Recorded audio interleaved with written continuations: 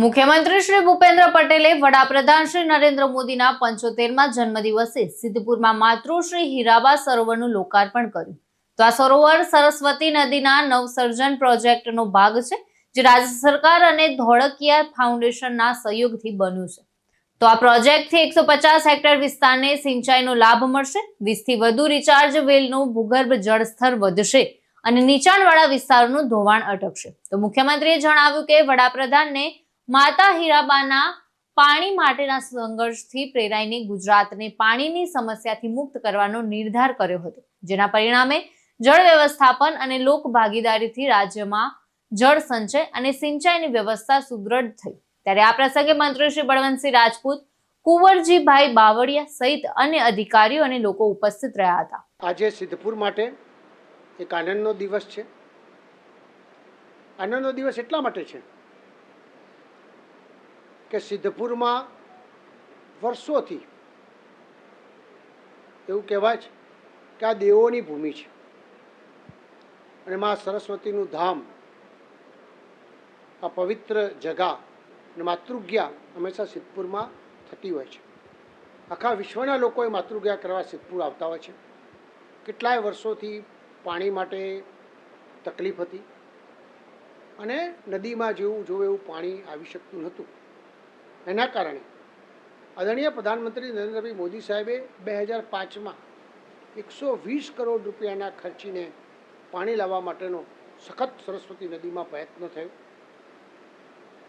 સખત એ પ્રક્રિયા ચાલતી રહી અને એને કેવી રીતે ડેવલપમેન્ટ કરી શકાય, હજી આમાં સી રીતે વધુ ગતિ કરી શકાય, એના માટેની વાત હતી. આદરણીય મુખ્યમંત્રી અમારા ભૂપેન્દ્રભાઈ પટેલ સાહેબે નક્કી કર્યું હતું કે ઉત્તર ગુજરાતની અંદર જે પાણીની સમસ્યા છે એ પાણીની સમસ્યાને આપણે કેવી રીતે દૂર કરી શકાય, એના માટે ઉત્તર ગુજરાતના બધા તળાવો ભરી શકાય, પાઇપલાઇનથી બધી વ્યવસ્થા કરી હતી અને એની સાથે સાથે સરસ્વતી નદીમાં પણ પાણી આવે એ પ્રકારની વ્યવસ્થા થઈ હતી. આજે મને જણાવતા આનંદ છે કે સરસ્વતી નદીની અંદર 4-5 જગાથી પાણી આવી શકે. ધરોઈથી પાણી આવી શકે, નર્મદાનું પાણી આવી શકે, સાબરમતીનું પાણી આવી શકે, મુકેશ્વરથી પાણી આવી શકે, વરસાદી પાણી પણ આવી શકે. એવી વ્યવસ્થાના ભાગરૂપે સરસ નદીનું ઊંડાણ કરીને એક રિવરફ્રન્ટ ફેઝ 1, આ ફેઝ 1 આજે પૂરો થયો.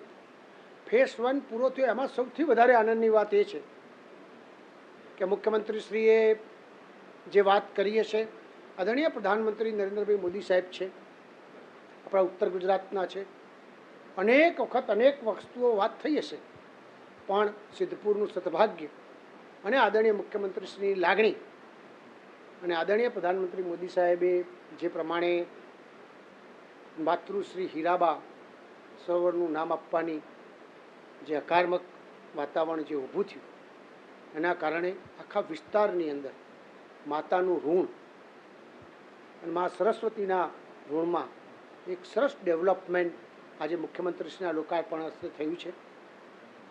પહેલાં તો હું આદરણીય મુખ્યમંત્રીશ્રીનો ખૂબ દિલથી આભાર માનું છું. એની સાથે સાથે આદરણીય પ્રધાનમંત્રી નરેન્દ્રભાઈ મોદી સાહેબનો હું ખૂબ દિલથી આભાર માનું છું કે એમને રજા આપી. આજે પંકજભાઈ પણ, એમના ભાઈશ્રી પણ તમે જોયું હતું કે આવ્યા હતા, વચ્ચે લોકો વચ્ચે જ બેઠા હતા. અને આવનાર સમયમાં ફેઝ 2 એક સરસ અહીંયા આગળ ચેકડેમ આપણે અહીંયા આગળ ફરીથી બીજો થાય, સરસ્વતી નદી 365 દિવસ ભરી રહે અને આપણું બિંદુ સરોવર જે છે એ બિંદુ સરોવરના પાણીના સ્તર ઓટોમેટિક અમારા ઊંચા આવે. તો માતૃજ્ઞા કરાવવા માટે જે લોકો આવે છે એને જે વર્ષો પહેલાં જે મા સરસ્વતીના દર્શન અને જે ભાવના હતી એ ભાવના પૂર્ણ થશે એ પ્રકારની વ્યવસ્થા આજે થઈ છે. તો આવનાર સમયમાં હજી પણ આનો સારો વિકાસ થાય એ મુખ્યમંત્રીશ્રી આજે એમને કીધું છે. આશીષ શાહ સાથે ચક્રવાત ન્યૂઝ, પાટણ.